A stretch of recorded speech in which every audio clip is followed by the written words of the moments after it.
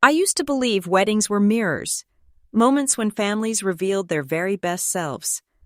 I believed that because I'd seen it before again and again at my cousin's ceremonies, arms wrapped tight, laughter stitched through the air, relatives crowding together for photographs, fingers sticky with dessert, voices softening as memories resurfaced.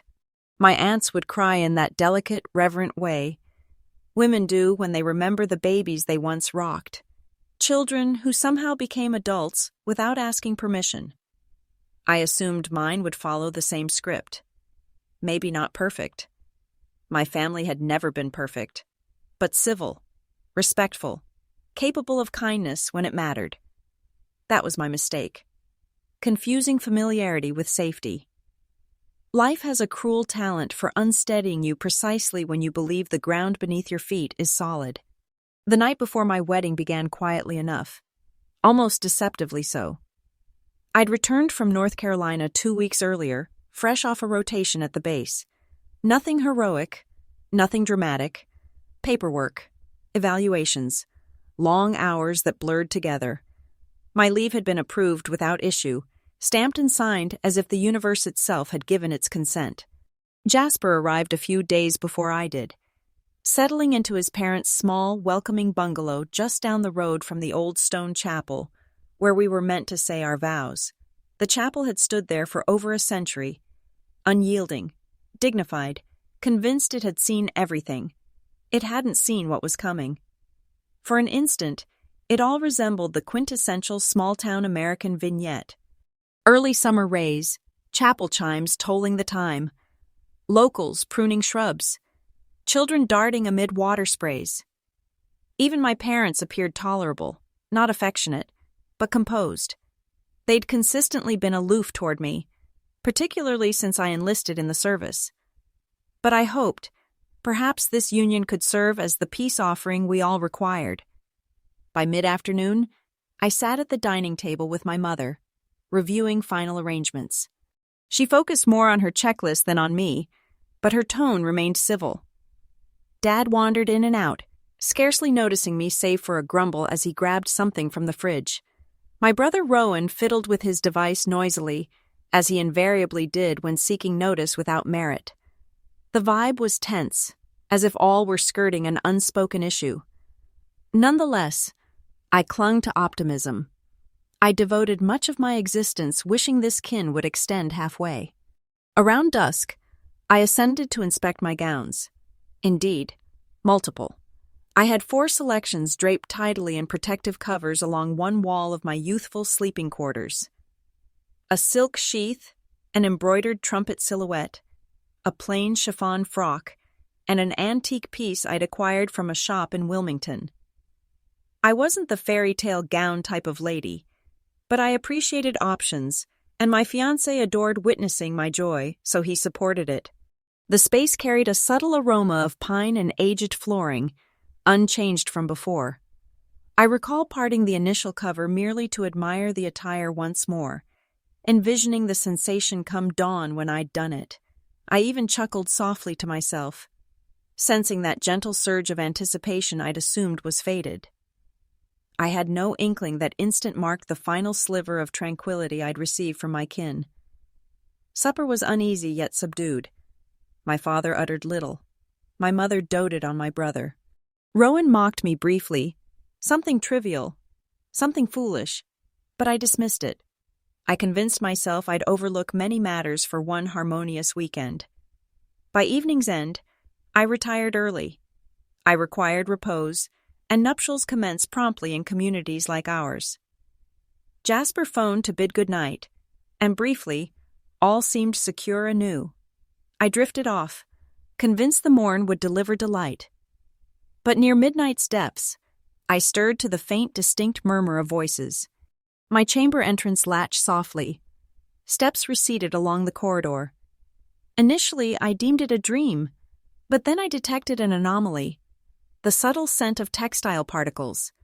The atmosphere seemed disrupted, as though stirred. The residence was hushed, excessively so. I pivoted my limbs from the bedding, illuminated the light, and gazed at the gowns. The covers no longer aligned uniformly. One appeared askew, another remained unsealed.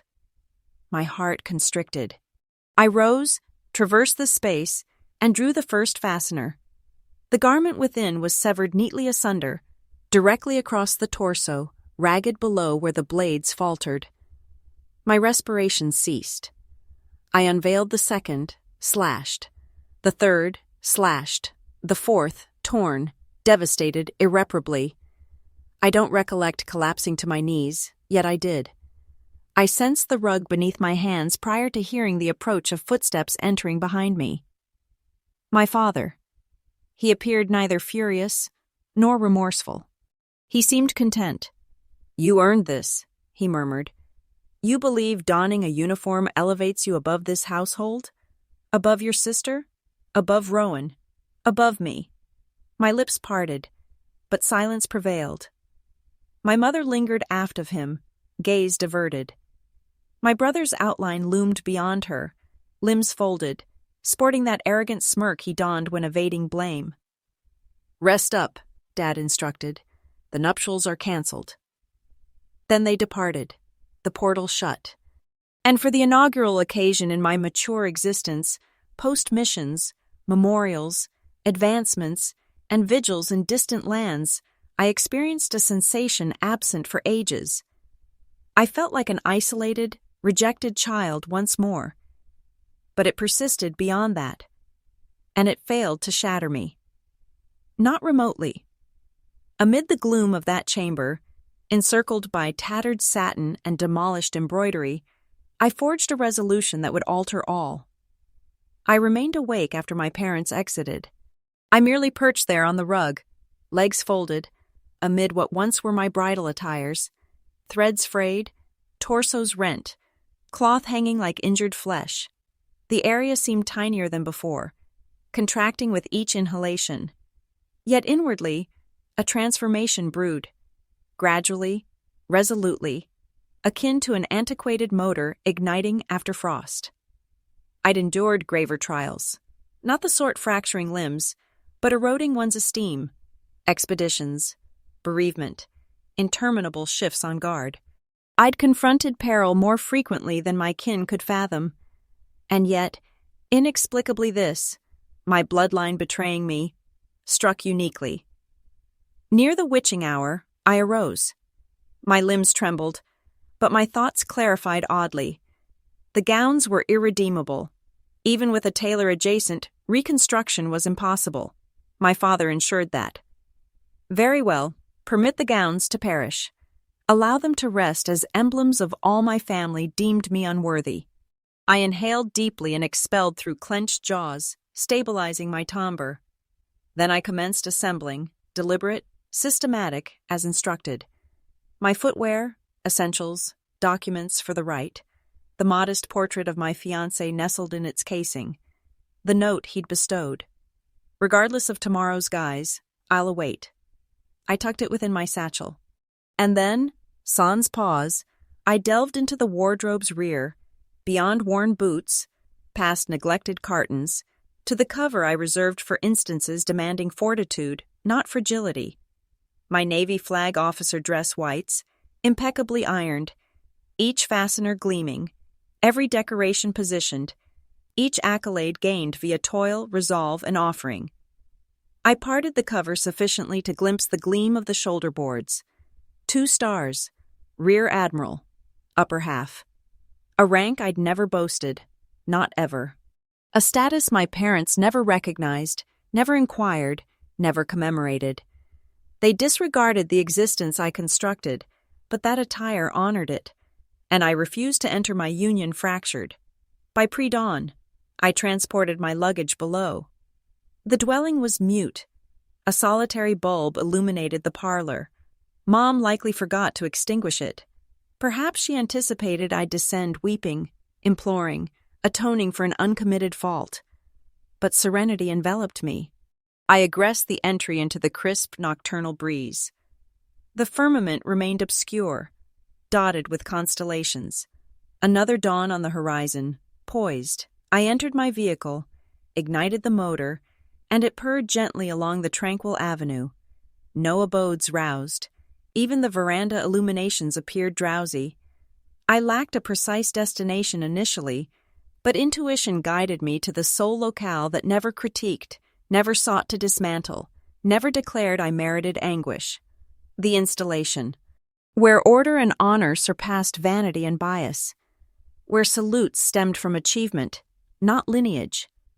Upon nearing the barrier, the youthful sentinel identified me forthwith. His gaze expanded, not in alarm or bewilderment, but esteem. "Ma'am, all well?" he queried. I faltered momentarily, quelling the lump in my gullet. "Merely required to compose myself," I replied.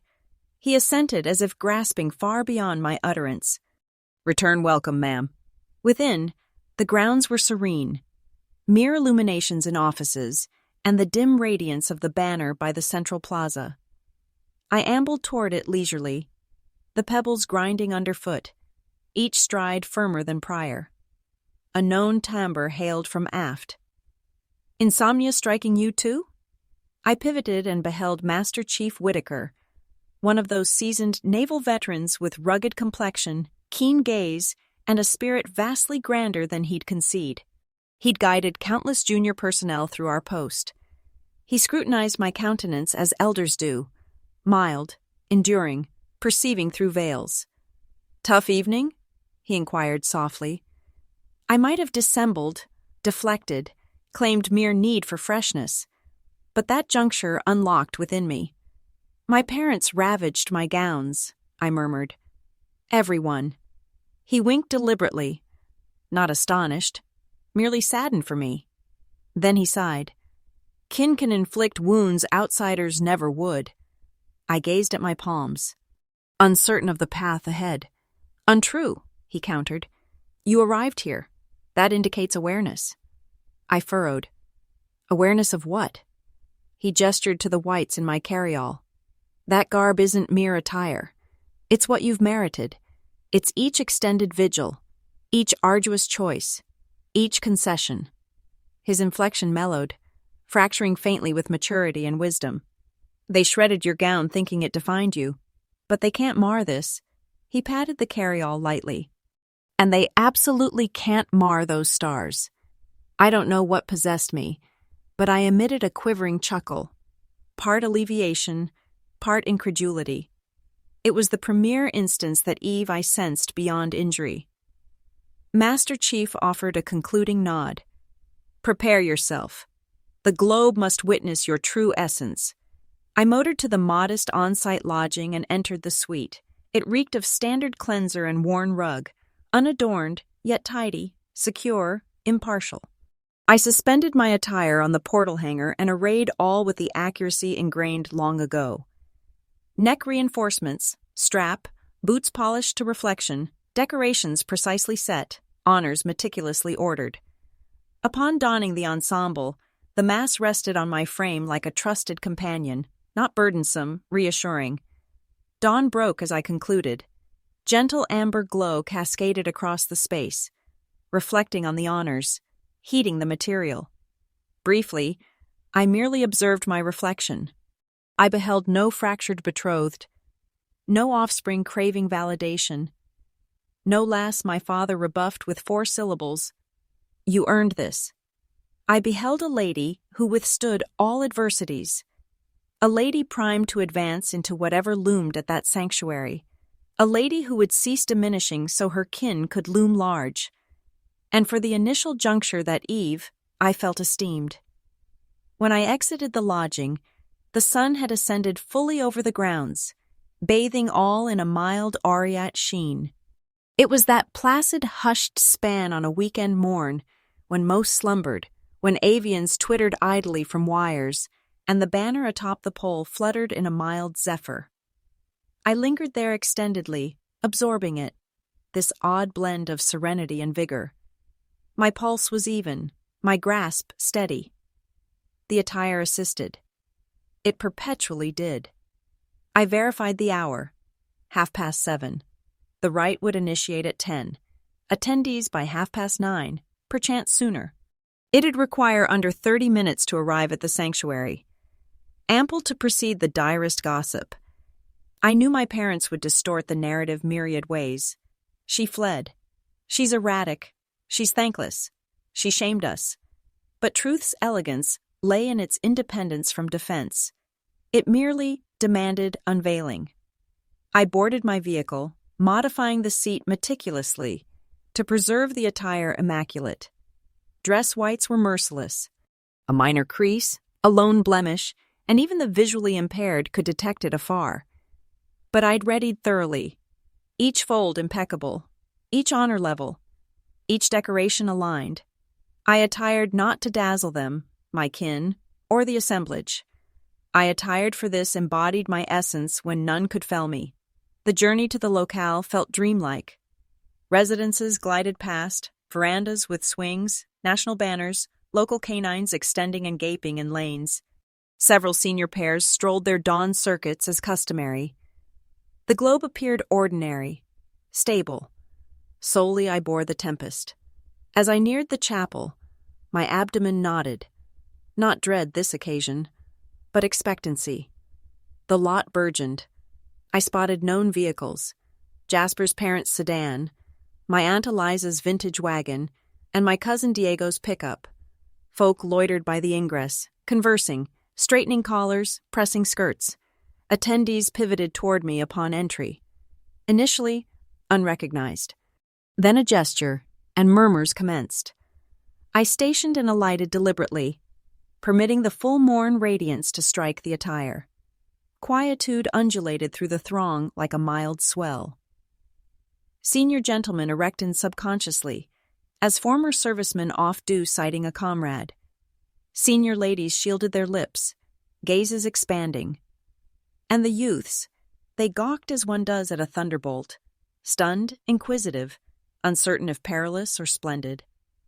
My fiancé's mother approached first, a kind soul with gray tresses and cordial gaze. She surveyed me thoroughly, then enveloped me in her embrace. "Oh, dear," she breathed, her timbre quivering faintly. "What have they inflicted upon you?" It struck then. Someone must have informed her, or perchance she'd intuited. Mothers akin to her required no specifics. They discerned malice upon sight. Ere I could respond, Jasper materialized beside her. My betrothed, my steadfast. He inquired not of events. He merely exhaled gradually, extended, and grazed my neckline's rim with utmost veneration. "You appear authentic," he stated plainly. "I'm honored by you." That sufficed. He proffered his limb, and momentarily, I contemplated permitting him to escort me, but not immediately. Matters within that sanctuary demanded solitary confrontation. He comprehended pre-utterance and nodded resolutely, supportive. "Inform when prepared," he said. "I'll remain here." I advanced toward the chapel portal solo, not isolated, merely solitary in intent. Inside, the ambiance cooled, retaining nocturnal chill. The musician perused scores at the fore. Attendees whispered aft benches, pivoting as I progressed the path. And there, proximate the podium, positioned my parents. My mother's visage betrayed astonishment. Foremost, her eyes dilating, lips separating as if to weep, yet ignorant how. My father's mandible clenched, his stance rigidified. And my brother. Rowan's response resounded most. "Good Lord, behold her honors." His utterance sliced the sanctuary like a blow. Heads swiveled abruptly betwixt us. Several audibly inhaled. Senior veterans present scrutinized my attire, their sights promptly acknowledging each element's import on my torso. The space hushed profoundly, an uneasy quiet. My father's complexion paled. He regarded me as if beholding anew, not his offspring, but an entity transcending his comprehension. My mother's palm ascended to her lips. An aunt breathed, "Heavens, she's a rear admiral." Another confided to her spouse. Her parents concealed everything. The disgrace burdening my parents' frames was nearly palpable. It was truth's mass, awkward, irrefutable. I uttered naught. Not immediately. I advanced leisurely, each pace deliberate, resonant, reverberating on the timber planks with subdued authority. I positioned where a betrothed typically would, ethereal, radiant, fragile. But I lacked fragility, and I radiated not. I stood erect, aligned, poised. My father gulped visibly. My mother winked hastily, attempting to assemble the instant. My brother yearned to vanish. I sensed myriad senior gazes upon me. Elders, former service, weekly worshippers, folk grasping poise, regard, duty, and yielding in manners my parents never deigned. I gazed not at them upon speaking, solely at my parents. This, I stated softly, tapping a decoration with my digit, is what you sought to sever. My father recoiled. My mother's countenance collapsed. But I elevated not my volume. Needless. Truth bellowed not. It merely endured, and I endured afore them in complete regalia, in complete vigor, whilst they gazed back with visages pallid as the gown they'd obliterated. For an extended instant, none stirred. The whole sanctuary seemed petrified in that ponderous hush, akin to a static image where even motes declined descent. The musician's digits suspended mid-air over keys. Aunt Eliza's handkerchief paused en route to her visage. My father gawked as if I were an interloper clad in his child's hide. But I averted not. I maintained stance, each segment of my attire aligned and lustrous beneath the colored pane's glow. If they aimed to fracture me, they'd soon discern their abject failure. At last, my mother advanced. Not boldly, not with the rigid, fragile dominion she'd wielded my youth. Nay, she advanced as one creeps toward a blaze they ignited unwittingly, hoping embers won't leap. "Darling," she breathed, her timbre wavering. "You ought have informed us." I blinked not. I did. Repeatedly. Her lips parted, then sealed. She glanced aft at the assemblage, the rows of countenances observing this disintegrating kin saga with appalled intrigue.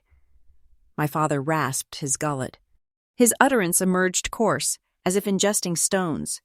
"This is absurd," he grumbled. "You're exaggerating." "Am I?" I queried softly. Rowan, unwilling to yield in folly, folded his limbs and sneered audibly for the rearmost bench to catch. "Seriously," he said, "you always enjoyed pretending warrior." Multiple veterans whirled so fiercely, I feared he'd be accosted pre-right. He gulped, contracting slightly. I regarded him directly. "My gowns weren't ravaged accidentally. Someone grasped blades, Rowan." He fidgeted. "I didn't. It wasn't solely me." "You assisted," I declared. "Not inquiry, fact," he clamped.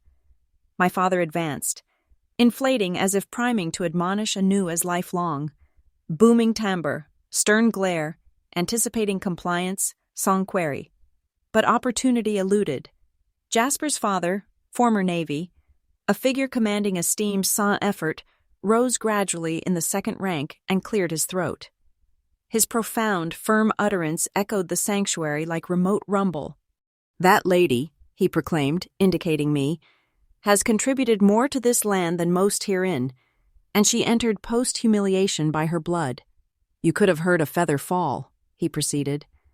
"I seldom interject in others' rights, but witnessing such overt disdain toward a rear admiral, toward a child, well, I can't remain mute." My father's visage blanched further, if feasible. For once he lacked retorts, none salvaging anyhow. I intended not their mortification. That wasn't the aim. I merely desired verity exposed. Thus, I inhaled gradually and uttered in a timbre firm enough to fuse sand. "Last eve, you three bisected my bridal gowns. All four, deliberately. Then you declared I earned it." Inhalations resounded the sanctuary. More than few senior women shook crania. Somewhere aft, a gentleman mumbled akin to, "Mercy, Lord." My mother's countenance imploded like a failing structure. I didn't intend. We were overwrought." You know, unions, they're taxing. My regalia has weathered graver than tax, I countered. The disparity is, it never yielded. You did. She extended toward me then, tentative, shaking as if to graze my limb. Perchance atone, perchance feign oblivion. I retreated a pace, the signal mild, yet irrefutable. My father reclaimed his timbre, though strained and feeble. You shamed this household, he said, donning that. That, I echoed, elevating my jaw, is why unknowns salute me. It's why youths pen missives seeking counsel. It's why this realm is safeguarded. I permitted my gaze to linger on him extendedly, resolute. And it's why you perch in a sanctuary seat, secure and eased, sans ever aiding any but self. A subdued hum coursed the senior throng. Some assented subtly, some overtly. My father's sights flickered ire, grappling mortification prevailing. Then he voiced it. The phrase pocketed lifelong, primed to hurl when control waned. You deem yourself superior? I shook slowly. Nay, I merely ceased deeming myself inferior. His mandibles secured. My mother veiled her lips. Rowan eyed the planks, and then an unforeseen pivot transpired. From the fourth rank, my great-aunt Phoebe, who never intruded in kin disputes, propelled upright via her staff and proclaimed loudly, distinctly, "Girl, stand esteemed. Don't permit any to eclipse what divinity evidently illuminated radiant." The assembly murmured. It was endorsement, unequivocal and pure. My mother's frame drooped. My father averted gaze. Rowan slumped so profoundly he nigh slipped the seat. The presider, immobilized aft the podium hitherto, advanced cautiously. "Desire to proceed with the rite?" he queried, mildly. I surveyed the sanctuary, my fiancé's kin observing with empathy. My extended relations split betwixt skepticism and esteem. The veterans erect, the senior pairs beaming encouragement, and then I regarded my parents anew. The folk meant to shield me, cherish me, nurture with benevolence. They'd attempted my fracture. Instead, they'd forged my sturdiest iteration they'd witness. I swallowed, elevated my jaw faintly, and said, "Aye, we proceed." The presider's query lingered, mild, cautious, as if evading a wound. "Desire to proceed with the rite?" I affirmed yes, but the syllable hadn't grounded ere my father arose abruptly, the timber bench creaking under the abrupt shift. His visage contorted betwixt rage and dread, and momentarily I thought he'd bellow. Instead, he extended a quivering digit at me as if indicting a felony. "This isn't proper," he grumbled. "A union isn't supposed to appear thus." I pivoted toward him gradually. "Which aspect improper?" I queried. "That I appeared, or that I endure?" He winked swiftly in erratic spurts, minuscule frantic flutters unveiling all he concealed. "You created a scene," he said, though his timbre fractured. "You mortified your mother." I arched a brow. "My mother?" Then, with regulated breath, "Or did mortification commence when you severed my gowns?" A undulation traversed the attendees. Senior pairs murmuring, veterans rigidifying spines, kin-trading glances voicing eras of silent critique they'd once withheld. My mother, diminishing progressively, ultimately fractured. She veiled her visage with palms and emitted a stifled, strangled weep. Not remorse's weep. Nay, I recognized that tone. It was chagrin. Disgrace thrust into illumination. My father scowled at her. "Cease weeping." She wept intenser. Rowan finally voiced, timbre acute and protective, "You're demolishing all." I swiveled my cranium toward him. He recoiled instinctively like a youth snared pilfering treats, but he endeavored erectness. "You could have merely donned one gown," he grumbled. "They were all devastated," I recalled, timbre balanced. "Every four." He gulped. His throat bobbed as if choking on culpability. My father erupted. She's fabricating. A veteran in the third rank, a naval pensioner with dense silver whiskers and carriage erect despite years, arose suddenly. Lad, he stated, timbre profound and steadfast. If that rear admiral asserts her gowns were devastated, then they were, and disputing her over a toning reveals all necessary.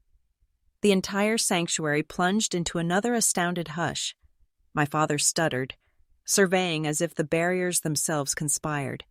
We didn't intend. She's distorting the tale. Am I? I queried gently. My mother gradually lowered palms, her cosmetics smeared, her mien taut. She surveyed the congregation, the spectators, who abruptly perceived her lucidly solemn veils or fabrications. Her timbre emerged fragile. It wasn't meant to escalate thus. My torso constricted. Not pity, but acknowledgement. She atoned not. She rued revelation. I inhaled deeply. What was it meant to achieve? I queried softly. Shatter me sufficiently to abort the union, impart a moral. She gazed at her footwear. Her quietude sufficed as response. My father's poise ultimately fractured. His timbre escalated, not to bellow, but in that severe murmur males employ when publicly demeaned. You were expected to appreciate all we've provided. What you've provided, I interjected mildly, or what you've claimed merit for.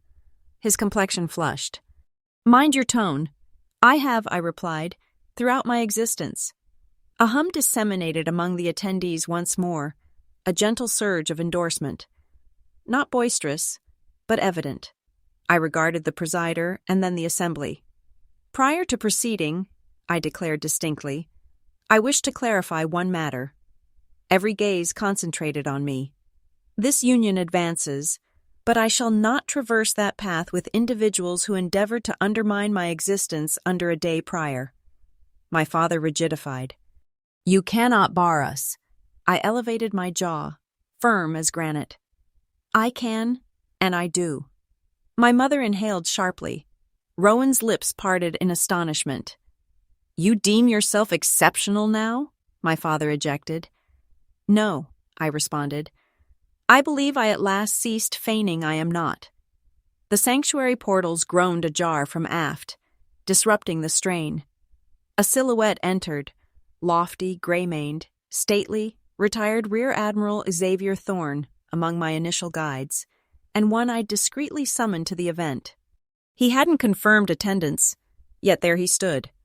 Upon sighting me positioned in dress whites, his gaze mellowed. He progressed the path with the subtle command solely seasoned patriots hold.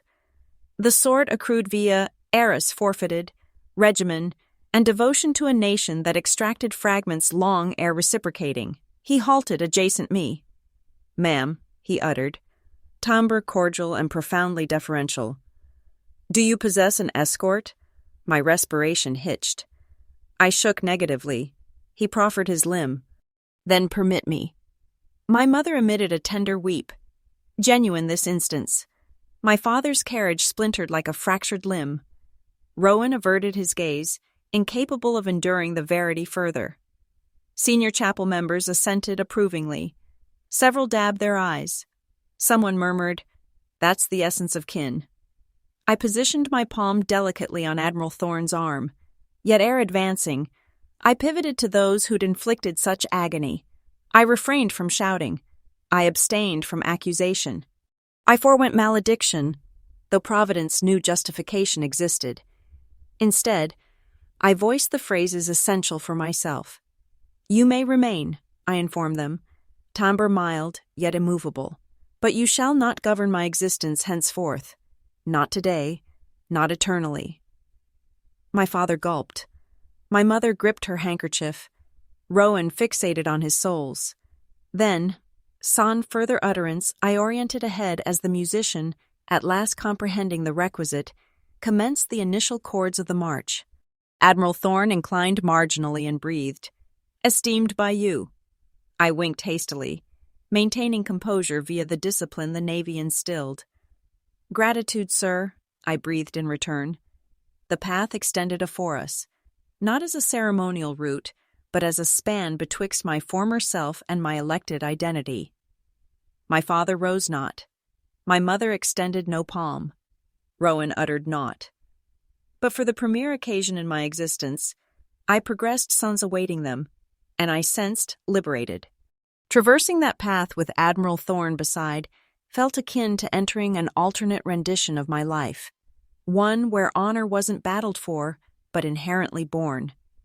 The pipes crescendoed, the assemblage arose, and briefly I overlooked the devastated gowns, the blades, the murmured slights, the eras as the secondary offspring, all gentled, all stabilized.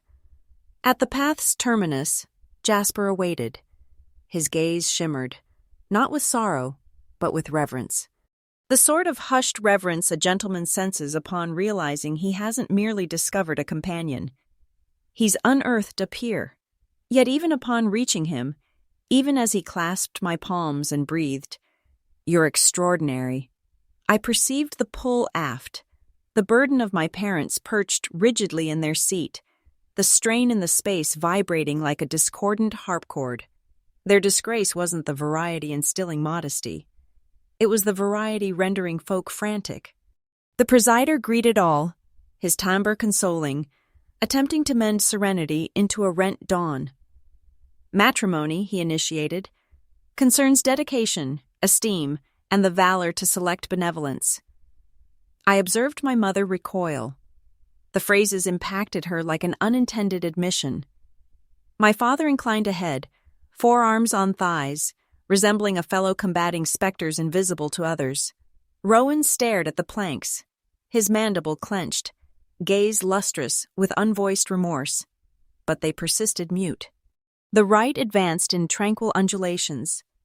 Pledges traded, bands elevated in the mild illumination, timbres quivering with genuineness. I sensed an elevation within, a load perchance, or a fetter I'd hauled for ages.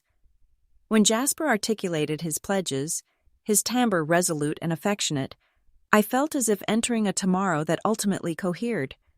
But the instant the presider uttered, "If any possesses cause," my father arose. My mother inhaled, seizing his cuff. Rowan's cranium jerked upward. Murmurs roared through the sanctuary. The presider halted mid-phrase. Jasper firmed his grasp on my palm. My father's timbre cleaved the space. I possess a statement. Every sinew in my form tensed. Not from dread, but awareness this marked the day's final skirmish, and I remained uncertain if he aimed to atone, fulminate, or revise chronicles anew. He gulped, his throat protruding starkly. His timbre wavered. I reared her improperly. A silence descended so absolute that even the musician dropped his digits. My father rasped his gullet anew. "We ought have been esteemed," he stated, fixating on the flooring as if it might respond. "We weren't." My mother winked swiftly, droplets amassing at margins, yet defiant in dissent. "We comprehended her not," he proceeded. "Her vocation, her selections, her fortitude." His timbre shook, and rather than attempt, we chastised her for it. My pulse throbbed mildly. Not absolution, not ire, merely a form of quiescence. He compelled continuance. "She's accomplished feats we never could, feats we never essayed. And yestereve was the gravest act I've committed." My mother breathed, "Nathaniel." But he elevated a quivering palm. "No, she merits to hear. They all do." I sensed the whole space pivot. Not toward him, toward me, toward Verity. He gazed at me as if beholding the offspring he'd misplaced amid unpossessed pride. I believed rending those gowns would diminish her sufficiently for my grasp. A mild inhalation swept the senior attendees. But she entered here, and I've never sensed tinier. My mother ultimately fractured then, her weeps resounding softly in the sanctuary. This time, not abashed, not theatrical, but something delicate and authentic. Rowan's timbre fractured next. "I desired not to partake," he grumbled, gaze ablaze with disgrace. Dad instructed me to aid. I was foolish. Apologies, sis. For the initial juncture that morn, tears pressed my eyes. Not for their atonement, but for its unforeseen nature. Not here, not now, not afore an entire gathering. The presider retreated, permitting the instant to evolve autonomously. No sermon required. No scripture. Verity needs no commentary. I inhaled gradually. Gratitude for voicing that, I stated, timbre even, though my core quaked. But this transcends the gowns now. My father's frame sagged. I know. It's concerning every instant prior, I continued. The eras of dismissal, the eras treated as inferior. My mother assented feebly, her droplets cascading freely now. But I stand not to chastise you, I uttered softly. I stand to sever the cycle. An endorsement hum ascended around the sanctuary. Mild, deferential, profoundly patriotic in that manner. Elders convey sans words. You're acting rightly. I regarded my father. Genuinely regarded him. A gentleman ignorant of loving one mightier than self. A gentleman nurtured by a sire viewing sentiment as frailty. A gentleman replicating learned. Dad? I uttered mildly. You cannot reverse occurrences, but you can select ensuing. His lips quivered. I desire to essay. My mother extended for his palm. As do I, she breathed. I assented. The presider advanced anew, rasping his gullet mildly. Shall we resume? I pivoted to Jasper. He compressed my palms and breathed, You're extraordinary. And for the premier occasion in ages, as I oriented the podium, not as an injured youth, not as a disillusioned offspring, but as a lady wholly embodying her essence, I sensed something pristine and buoyant within. Serenity, authentic serenity. The variety stemming not from flawless affection, but from electing to cease bearing ancient anguish. The presider beamed mildly, elevating his palms. Then let us conclude what we initiated. The rite recommenced with a warmth verging surreal. Post all unfolded, the admissions, the shattered vanity, the verity ultimately exposed. One might anticipate the space strained or uneasy, yet it wasn't. It felt buoyant, as if the entire sanctuary exhaled alongside me. Jasper and I positioned abreast, and the presider's timbre reverted to its resolute cadence. He discoursed on alliance, forbearance, and the valor required to select affection even when existence endeavors to retract you. I heeded each phrase, but with a segment of my thoughts lingering on my parents aft, on the burden elevated from their frames even if they knew not what to do with the abrupt void. When the presider ultimately uttered, "You may embrace the betrothed," Jasper cradled my visage delicately, mindful of my cap's edge, and embraced me with a mild veneration that incited the whole gathering to burst into affectionate ovation. For an instant, all I sensed was elation. But nuptials endure mere moments. Existence persists far lengthier. And reconciliation, genuine reconciliation, demands duration. Post-rite, the banquet chamber hummed with sentiment and gentle melodies. Senior pairs clasped one another somewhat firmer than habitual. Several veterans neared to clasp my palm, proffering subdued nods and mild, "Esteemed by you, ma'am," salutations. Ladies from the congregation enveloped me, their timbres subdued with esteem for what they'd observed. Jasper's mother embraced me extendedly, breathing, "Kin can be chaotic, but they can evolve." I hoped her accuracy. My parents perched jointly at a peripheral board. They appeared diminished than customary, akin to folk compelled to view their images in stark illumination. Not antagonists, not fiends, but profoundly imperfect, profoundly mortal. I approached not initially. I permitted them to dwell with verity. Ultimately, Rowan approached me, hands pocketed, shoulders curved, not with conceit, but modesty I'd never witnessed from him. "Hey," he grumbled. "Hey." He gulped. timbre subdued. I oughtn't have contacted your gowns. When Dad instructed aid, I don't know. I deemed it wasn't my role to contest. It was, I uttered mildly. It perpetually is. His gaze brimmed, not weeping, but proximate. Apologies. You merited none of that. I know, I responded. But gratitude. He assented, alleviation flooding him as if awaiting eternally to utter honesty. Next arrived my mother. Her cosmetics vanished, erased with her droplets, rendering her visage oddly vulnerable. She clasped my palms. I erred, she breathed. I erred and I'm mortified, and I know not if I can mend it, but I desire to essay. I sensed something gentle within. Not absolution, not yet, but a fissure in the old pain's shield. You can essay, I said, but gradually, deferentially, on conditions that wound no more. She assented swiftly, droplets amassing anew. I'll accept whatever you offer. My father arrived last. He uttered not immediately. He excused not.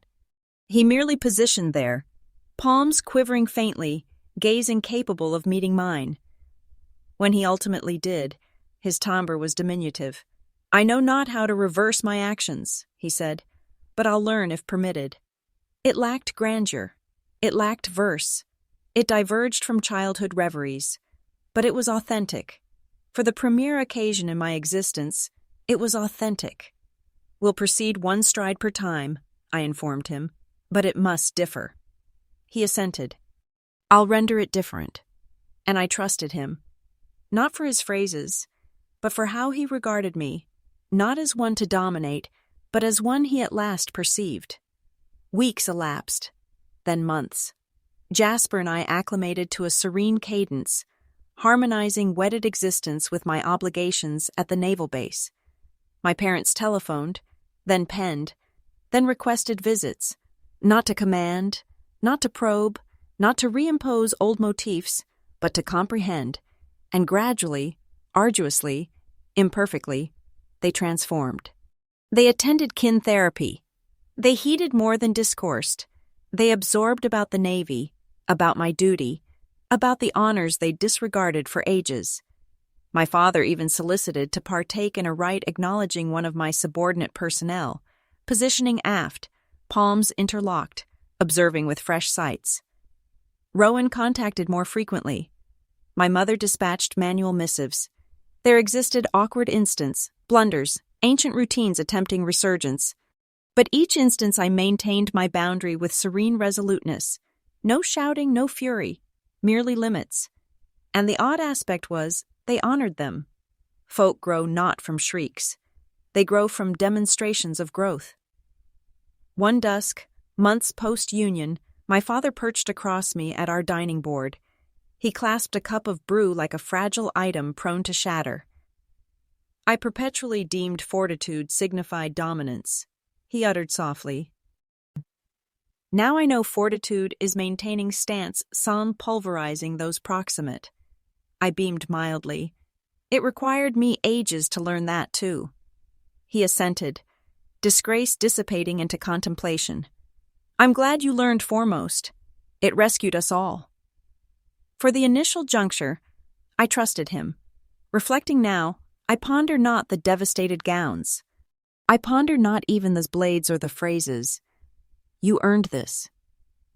I ponder the sanctuary portals parting, my brother's astounded murmur, the manner verity, mild, resolute verity, eradicated eras of deceptions essumoise in moments. I ponder how kin fracture and how occasionally they can reassemble, not identical as prior, but superior for the fracture.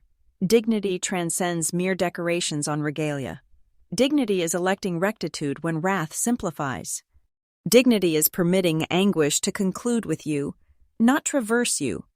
And if my narrative aids even one individual respire easier, stand erecter, or absolve tardier yet profounder, then all endured possesses significance.